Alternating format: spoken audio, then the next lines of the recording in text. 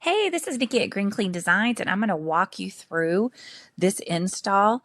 This was for a hospital in Columbia, Missouri, and what we did is we did a corner office, which is when you take two existing, and you can see this, you can take two existing walls and make a corner office.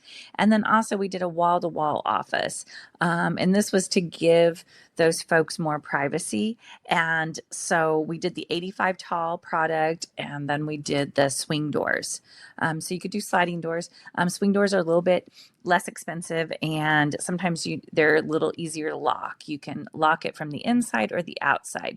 And then also they needed new desks to go in there, and we decided to go with freestanding. The client decided to go with freestanding L desks, and you can see those L desks. And then for the roles of the employees here, the team members, they needed a little bit more storage. So we added a lateral file. And so you're looking at the pictures of how this install turned out afterwards. And you can see there were a lot of finish options they could have chosen in the terms of fabric and paint for the cubicles. And then also they could choose some different options for the laminate desks. And this is their choices. And you can see how it really works with the finishes that were in that building.